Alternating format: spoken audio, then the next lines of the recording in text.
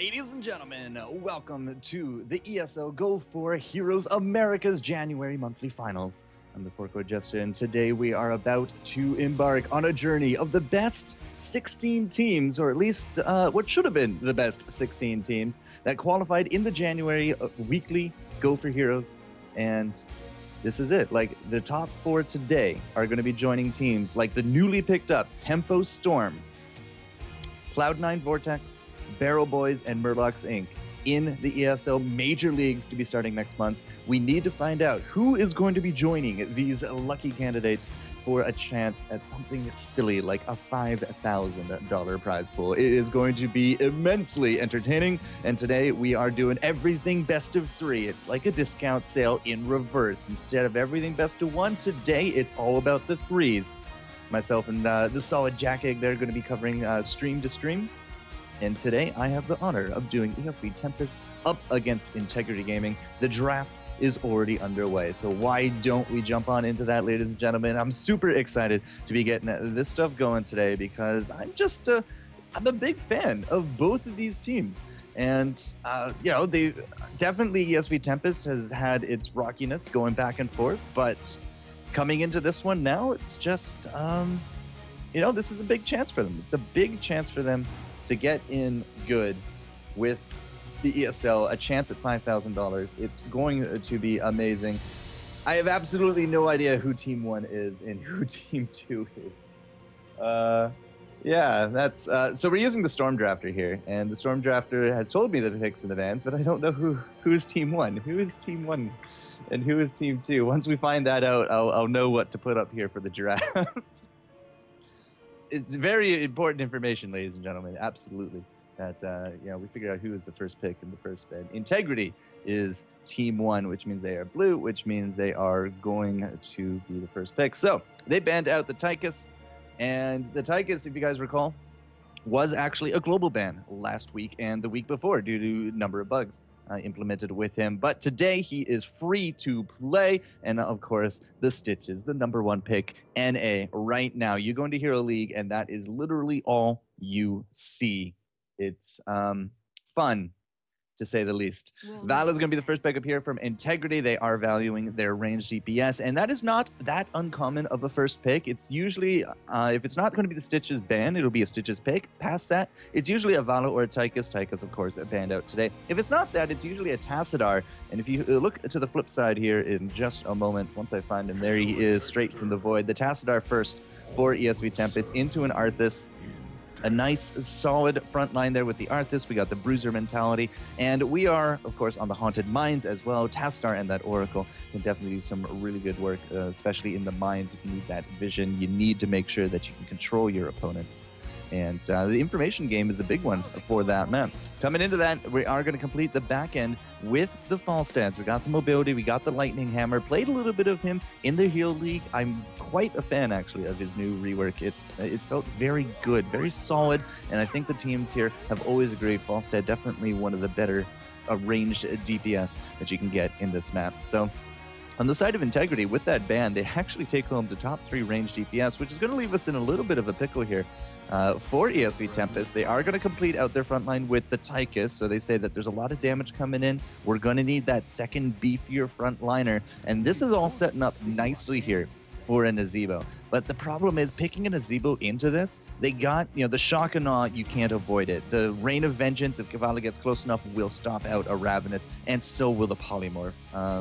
Even with the rewind polymorph, you rewind out somebody like the Tychus, the Tyrael, and then you just try to run on in with your bindings, and then you get off the rewind and another polymorph, of course, on the Nazebo there as well. So it's a little risky, I think, here for Tempest, but this is the Haunted Mines. It's a 2-lane map, and there is a lot of stigma here for just picking up some kills early, getting into a nice snowball-y situation, and then going from there, you just try to get as many skulls as you can. So it's not as important to have those bigger range DPS names like the Vala, like the Tychus in the back there, because it is, you know, of course, the 2-lane. We don't have nearly as many roaming options here, and a lot of just things needed in order to get those skulls. It really comes down to bigger team fights. But, you know, Nazeebo, he's not going to have a big punch early. He is definitely going to be a level 10 superstar, and we're going to have to see what Integrity can do about that.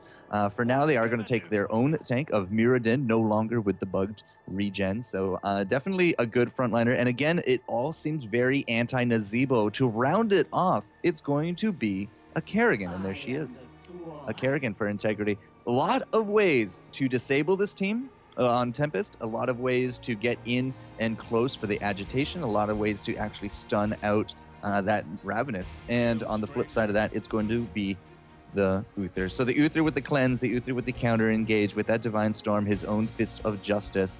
He definitely looks, this does, you know, it's a very beefy team here coming out of Tempest, and you don't typically see like the double support. But if you do, it's always with that Tassadar, because the Tassadar can really pack a punch in the end of all things there. So with that in mind, it's a very tanky team from Tempest. We'll see if they can actually live through this. And if they can keep that Nazeebo going with the Ravenous, if they can keep themselves afloat in the midst of a triple assassin comp coming out from Integrity, then they have definitely a good chance of taking the fights, and on the back of that, taking the Mercs, and on the back of that, the Skulls as well. Just giving the ready up here from the casting side of view. So those are your teams. This is going to be, again, best of 3. Game number 1 coming your way. I'm not exactly sure who is blue. I'm pretty sure it's actually not Integrity Gaming, but they get the first pick. I'll flip him in game if I need to. It's all good. And we're just waiting for the countdown here. So the January finals, guys. Top 4 of, I believe, 10 teams, 11 teams signed in for today. It's supposed to be the top 16, but we have a few buys now peppered into the mix of things. And with that being said, the top 4 today will be joining the ESL Majors. This is a landmark thing. You don't need to get to finals. You just need to win this best of 3 and another best of 3, and that's going to be our top 4 for the day. Countdown has actually now started. We're going to be jumping in. Haunted Mines, ladies and gentlemen, here for our game number 1 for the ESL January finals here on the Go4Heroes Americas. And you know, it's very exciting for me because this happens once a month. These guys are playing, I believe, for a $500 pot today. That's why we will play through to the finals. But at the same time, you know, top 4 get in. Top 4 is now into the league for a chance at a crazy big prize pool. It is absolutely amazing. For those of you just joining us in chat as well today, after games, I'm going to be giving away keys on the NA and EU side, 10 keys to give away from both sides. So keep an eye out after the games in chat to be entering those raffles for a chance to join us here in the Nexus, because the Nexus is a pretty cool place to be. You know, it's right now the hottest, growing Blizzard game.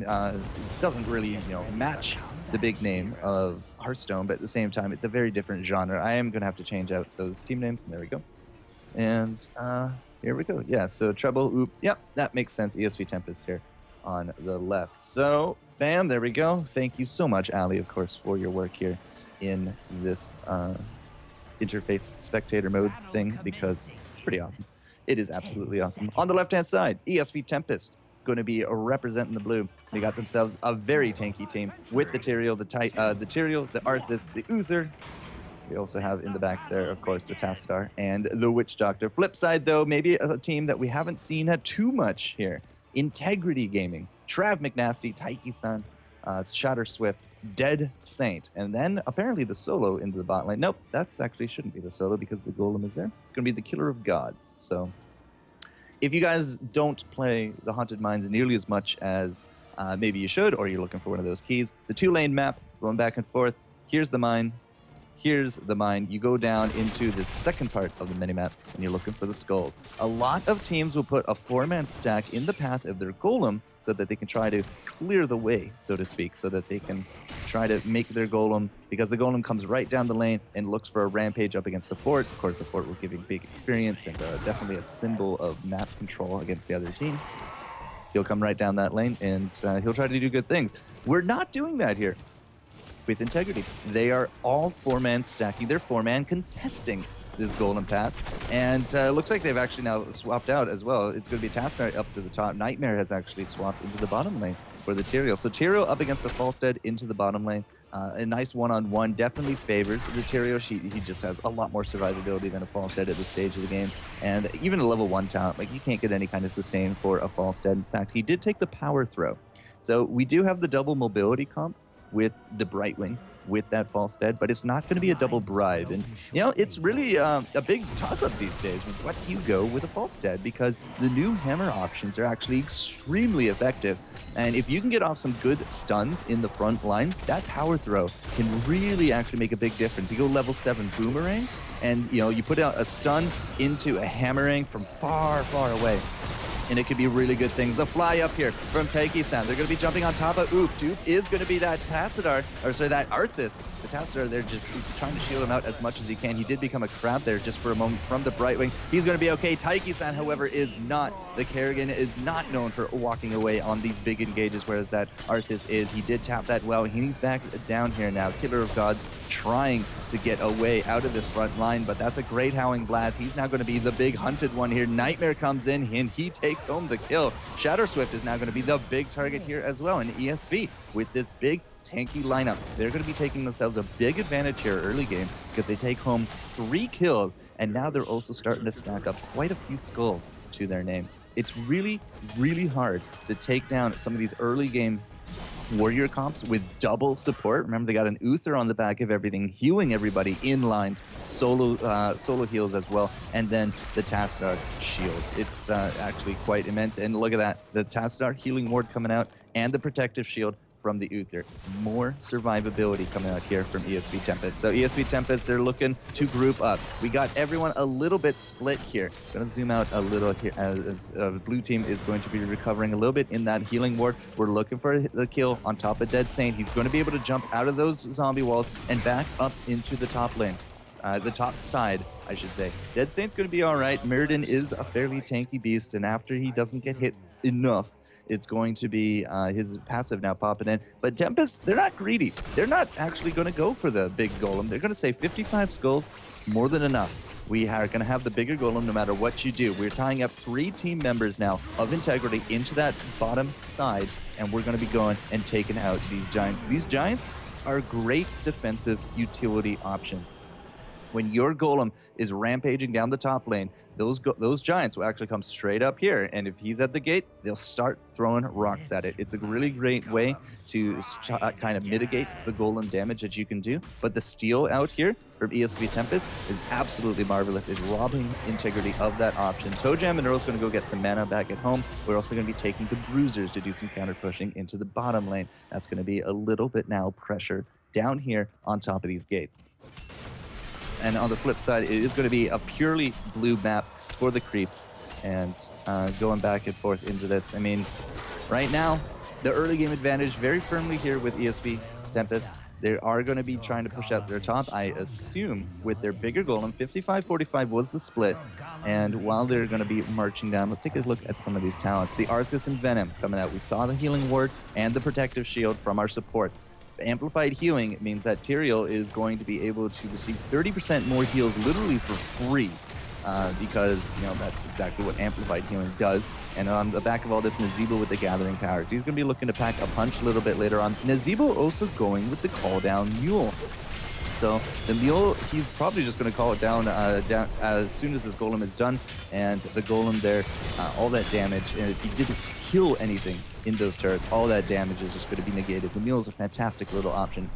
We do got the talent tier advantage now here. ESV Tempest, they're still pushing up strong into this top lane. The golem is not going down nearly as fast as it could. The Kerrigan Rake stun combo does get 3 members of Tempest into the back of that, but we didn't have any kind of big collapse. We're not really looking for a fight. It's just almost like we're trying to staunch the bleeding here from Integrity. They're trying to keep this forward up as best they can. Bottom lane with that Mirrodin. The Mirrodin going through with the Piercing Bolt. Crowd control doesn't actually have the Sledgehammer, so I'm curious to see why he's actually the one pushing out.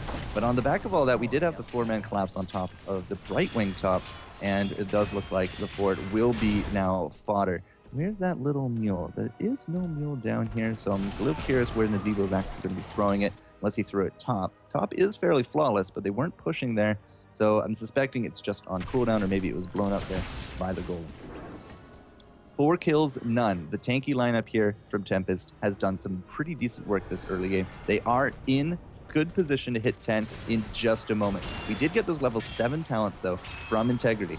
Piercing Bolt that we looked at. So it's the Storm Bolt will actually pierce 2 targets. Tojan getting caught a little bit there, but he's okay with his Dimensional Warp. Nightmare comes in, though, with that body block, and down goes the Kerrigan once more. On the back of all this, we do got the ults, Judgment, Divine Storm, Army of the Dead, Ravenous Spirit, Archon. Nothing really out of the ordinary here. Big counter damage. The stuns come in. That's a secured kill on top of the False Dead. We had no Ravenous, but we did actually throw down 3 of those ults on the back of all this. And ESV Tempest, they're going to be going for this second fort. They're at the 7-minute mark. They're hitting level 11 in 7 minutes. It's a fairly one-sided early game match. And this is the problem with the triple assassins. If the triple assassins cannot converge and grab a kill on these tankier lineups, they don't really have too much to worry about in terms of retaliation, because tanks typically will do less damage. They'll take more hit points, less damage.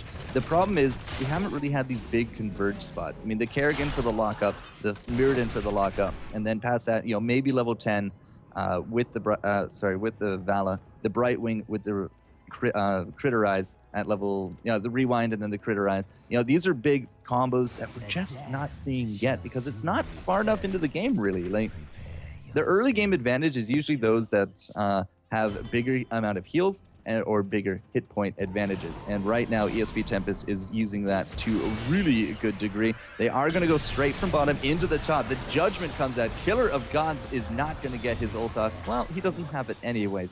But even if he did, there's not going to be a Shock and Awe, or a Hinterland's Blast, as it's now called. The Butterfly is now dead on the floor as well. The Brightwing was collapsed upon.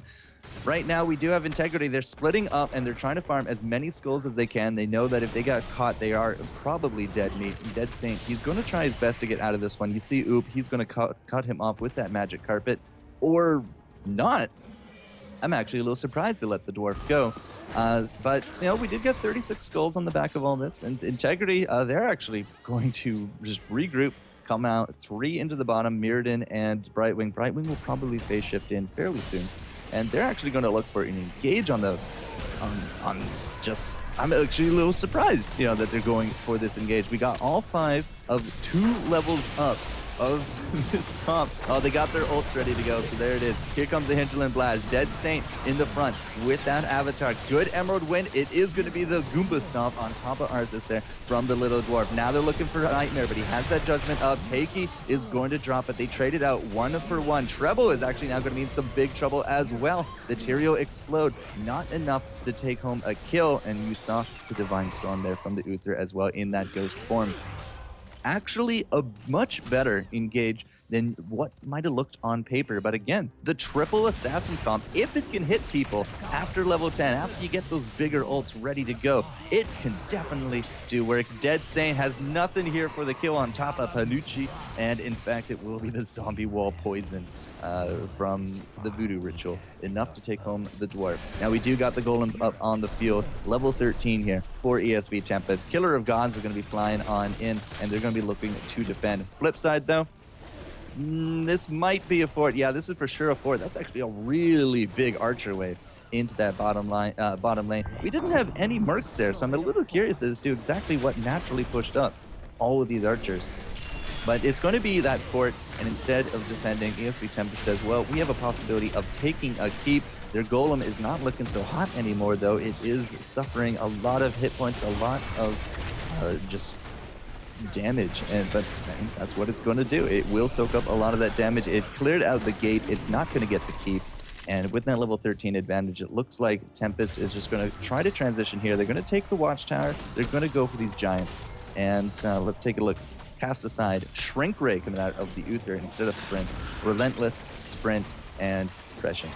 So the Sprint coming out of the Nazebo is going to be good for the positioning. The Shrink Ray is to stop out the Kerrigan or look for a blow up a target. Nice Emerald Wind here from Shatter Swift, but it's not enough to reach Panucci. There we go. Dead Saint jumps in, stops out the Ravenous, but they lose out their Vala. Taiki-san is now on the back end of this one. He's not looking in good position, but it's a nice Hinterland Blast to go across 3 team members, but it's not going to be near enough here for the Dead Saint. Dead Saint now becoming a good moniker to his name. Killer of Gods gets hit by that cast aside. The zombie wall comes in as well. We did have the polymorph on top of Nightmare, but it's not going to be enough for that zombie wall. And now we do have an actual chance at taking home the keep on the back of that fight. Good healing ward going down as well. You got the big tanky front line just hitting all those shots, and the big numbers are basically going all the way here.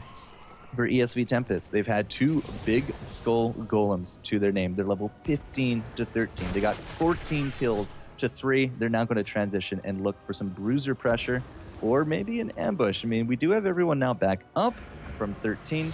And with that 13 here, we got Thunderstrike, Static Shield, Rewind, and of course the Frost Shot. It's very typical build kind of stuff. There's the Boomerang at level 7 from the Falstad. I talked about that a little bit earlier here as well. And, you know, everything's kind of come together. I'm curious as to the Mirrodin. The Mirrodin with the crowd control reduces the cooldown by 0.75 seconds every time he hits heroes with it. So every enemy hero hit, of course, you can now spam it out more. And, you know, it used to actually be the triple Stormbolt back in the day. It used to be infused, not even infused hammer. It used to be the stacking hammer with Sledgehammer and then the piercing bolt. But, you know, this Mirrodin build is definitely a little bit more mana conservative. The refund 45 mana for each enemy hit. So it's basically a free hammer if it does get off that pierce. And of course, the pierce is right there.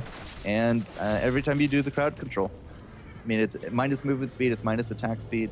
And if you can do it more and more often, he will keep the bigger auto attackers there at bay. But, you know, the only real big auto attacker here is the Archon with that Tassadar. But, you know, we're going to see. There comes the Archon, another great judgment. Nightmare's now on the wrong end of that engage. He's not in a very optimal position, but as I say that, he gets right through on everything. And 1 and 2 kills going the way of Tempest. So, wow, that hit all 3 team members with the Howling Blast. Shadow Swift is now going to be down. Great barrel roll from Killer of Gods, but if he doesn't have a Zed, he's about to drop. Vala's going to be dead off screen there as well. Killer of Gods is looking for the escape. Here comes the Nazebo, but I don't think those spiders are going to be enough. They decide not to chase. Instead, they will favor a much bigger golem, and this could actually be a 100-0 golem going the way of ESV Tempest, because there's 4 dead. They're all just coming back up. Killer of Gods was the only survivor out of that massacre, and the big golem, you can see Tempest, they're rip-raring and ready to go for it.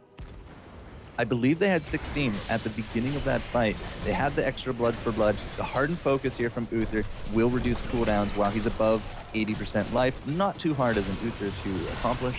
Stone Skin, the specialized toxin, some more hero damage from the passive trait of Kanuchi, and of course the Dimensional Warp. This is the Tassadar build. I've been seeing it time and time again, 2 weekends in a row, possibly even more, as I wasn't actually able to cover the weekends before that. But, you know, this is the Tassadar build. This is the multi-shot build coming out from battle. It's going to be a blood for blood there at 16 if we ever do get to 16, because we're looking at a very bad situation here for Integrity. There's a 100 skull golem about to march down on top of this defenseless core. You can see that Integrity, they know that they cannot defend whatsoever, but in terms of a base race, they are not going to be able to chew through this nearly as quick as that 100 skull golem and the Tempest. So, you know, we'll give them kudos for the attempt, but this is very likely game. We do got, you know, much more damage hero-wise on the side of Integrity. And in fact, they're actually going to take down that keep in very short order. If they can actually outrun this 5-man comp and 100 skull golem, I'd be super surprised, but they're not even going to break that shield. It's so very close. 94%, 2-0, and it will be first win here going the way of ESV Tempest. Congratulations, blue team. They're 1 up in this best of 3, and they're looking for their chance at $5,000 in the top 4 to join that ESL Major League.